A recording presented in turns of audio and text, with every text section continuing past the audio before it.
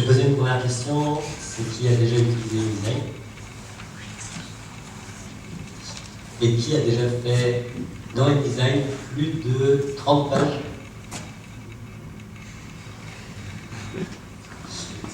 La grosse problématique d'InDesign, elle est là, c'est quand on a des flux de données qui sont importants. Nous, on avait un client le plus important, il y avait un catalogue de 300 pages à intégrer chaque année. Ils étaient capables de faire un catalogue tous les 2 ans, tellement il y avait des mises à jour à faire, etc. sur les données. On a réfléchi sur un système d'intégration de données. La première version qu'on a faite, c'était dans XML. Et avec Olivier, je vais vous présenter ce qu'on a fait dernièrement avec un autre plugin d'InDesign qui est payant. Donc, la première partie sert à gagner du temps. La deuxième partie sert à faciliter les mises à jour. La troisième partie sert à générer un document unique pour votre client. Ensuite, je vais vous présenter les outils, puis vous donner des exemples d'utilisation, d'intégration dans InDesign. Gagner du temps, parce que le temps, c'est de l'argent. Le but, c'est, au lieu d'utiliser uniquement un graphiste dans InDesign, on va utiliser en complémentarité un développeur qui va se charger de prendre les données, de les mettre dans un format défini et ensuite de les transmettre au graphiste qui va faire juste un clic pour intégrer les données. Ça permet de faire votre base de données et de permettre à votre client de saisir ses données lui-même, donc de prendre son temps. Lui, il a saisi ses données.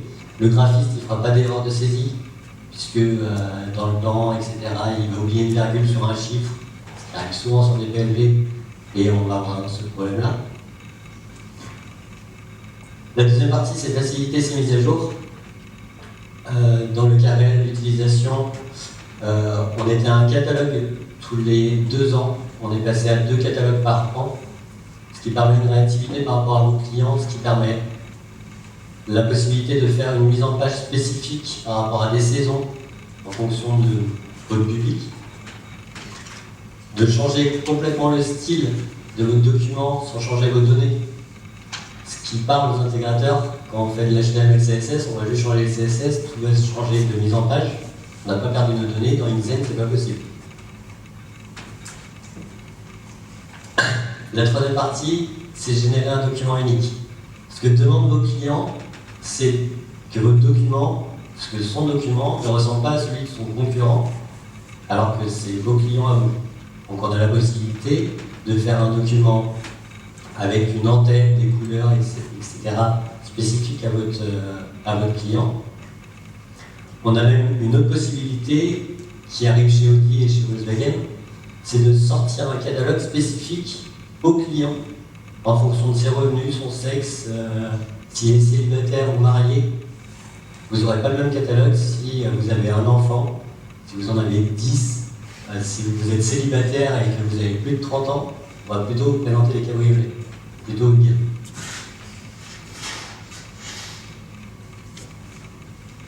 Donc là, c'est ce que je viens de vous expliquer. Les outils utilisés, on a 3 outils essentiels dans InDesign. L'intégration de flux XML, l'utilisation des e-catalogues. On a un 3e outil qui est la fusion de données qui existe dans InDesign CS6, que je ne conseille pas, parce qu'ils intègrent du CSV, soit avec tabulation comme délimitateur, soit avec une virgule. À part pour faire du postage, on n'a pas encore vraiment compris pourquoi on doit faire ça. Le module intégré de XML, il est gratuit.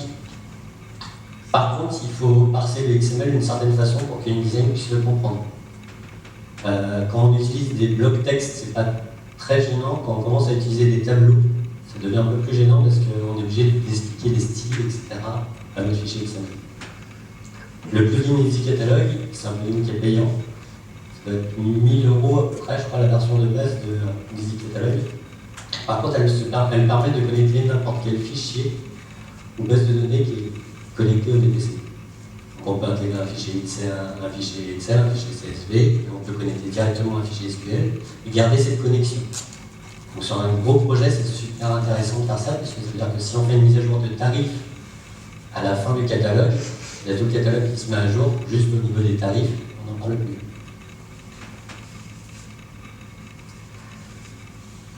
Les exemples que j'ai créés. Le premier exemple, c'est un livre de récits de voyage. J'ai des amis qui sont partis 1 an. Ils ont tenu un blog jour par jour. Ils ont ramené leurs photos à la fin de leur voyage. Et on a sorti un livre qui se découpe en chapitres avec chaque pays dans lequel ils ont visité. Et chaque double page est une histoire d'une journée. Donc je n'allais pas leur demander de me ressaisir l'information dans InDesign. Le but, c'était simplement, comme sur un site internet, de faire une valise d'articles, de mettre le contenu, de finir la valise d'articles, et après de aller juste choisir les photos qu'ils voulaient pour illustrer la page qui était déterminée. La deuxième partie, c'est un exemple fictif, mais qui serait possible, ce serait de créer le catalogue des talks, les Human Talk, qu'on a ici, en récupérant la photo Twitter de l'intervenant, son nom, son prénom, son Twitter, mettre la photo en fond, là avec l'écran on le voit pas trop, récupérer son titre et son descriptif, de vous sortir un petit livret, de le distribuer à l'entrée par exemple, et de décliner la page de l'autre côté en version inverse. Ça c'est l'exemple réel. On a notre talk où on met un identifiant, on a notre talker. Je vais pas séparer le nom et le prénom, parce que pour moi ça n'avait pas d'utilité. Son titre, le texte, le talk, clic droit, on attaque dans InDesign. Et ça nous donne ceci. Ah.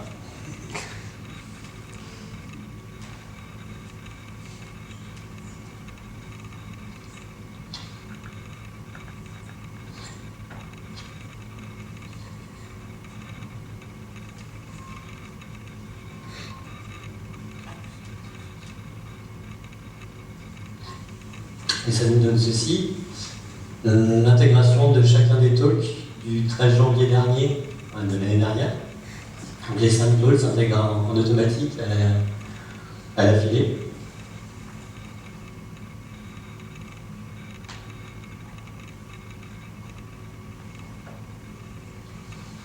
Ça c'est le catalogue que je vous parlais tout à l'heure, catalogue qui fait 300 pages qu'on a fait avec Olivier.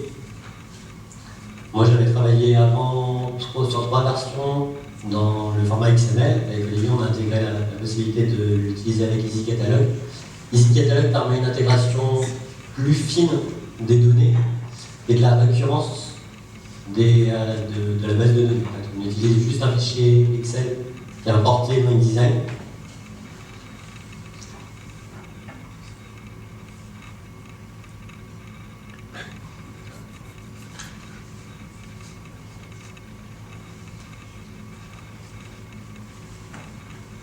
Et voici la donnée. Donc là, on a notre fichier Excel qui s'est reconstruit dans EasyCatalog. On va faire une sélection des articles. Ici, on a défini une palette de comportement de nos articles. On vérifie juste qu'on utilise la bonne palette d'assemblage. On appuie sur le bouton OK.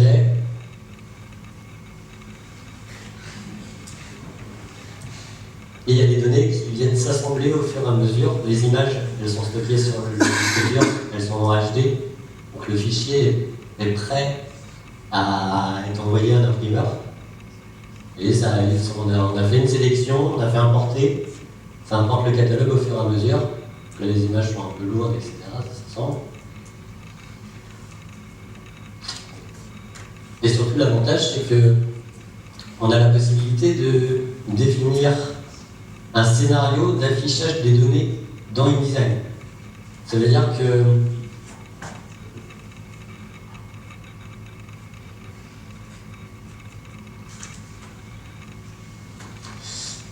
ici, c'est un produit spécifique à la marque du client. Et donc du coup,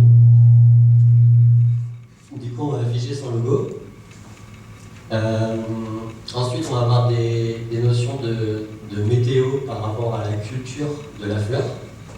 Tout ça, c'est un champ oui ou non dans le fichier Excel qui est transformé en picto directement dans InDesign. Donc là, on a par exemple ce produit qui est disponible, qu'on peut planter soit en ombragé, soit complètement ensoleillé.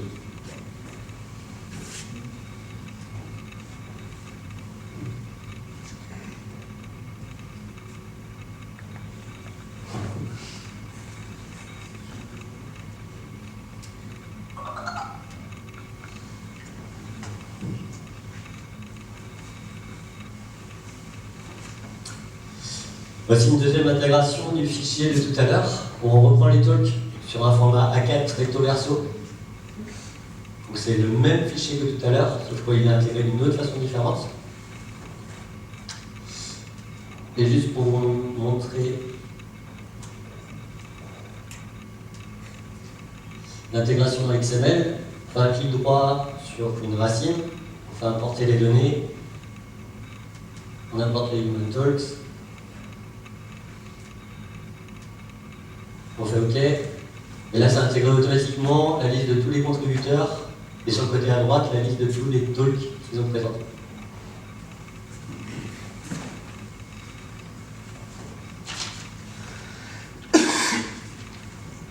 Merci.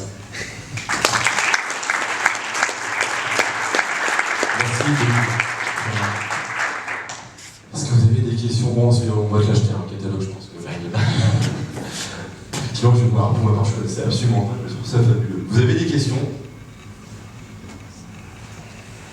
Ah, c'est dingue. Combien? Non, moi j'avais une question du coup. Donc j'ai bien ce que tu mets en avant entre la partie XML, enfin le plugin XML de base et le Easy Catalog, voilà. C'est la facilité pour manipuler les données. C'est vraiment là-dessus que se situent les minéraux de différence ou avoir utilisé les deux, tu as vu d'autres avantages et inconvénients? J'ai utilisé XML pour le même catalogue que celui qu'on a fait avec Olivier. Il y a plus de travail du côté développeur en intégration XML pour le donner au graphiste pour qu'il ait le moins de travail possible à faire. Vraiment sur la gestion des images, on a vraiment un gain de temps à ce moment-là. On est obligé de créer des fausses images au gros format avec XML pour pouvoir après les remplacer par de la vraie image qui vient se mettre dans le contenu, et ça c'est vraiment pénible. Mais surtout que ça a un gain de temps énorme pour le graphiste qui n'a pas besoin de faire de saisie, et donc du coup qui va passer son temps à faire des choses qui vont lui perdre. Il va faire du graphisme pur. De la même façon qu'un intégrateur web, voilà, travailler sur sa page parce qu'on peut sans Mais dans XML, on peut faire quand même beaucoup de choses en intégration de données à partir du moment où ça reste un scénario simple. En gros, pour un petit projet, ça peut le plugin XML natif, ça va très bien. À partir du moment où on commence à intégrer des images, ça devient un peu plus. J'aurais pas de questions. Bon. Merci Jean-Marc.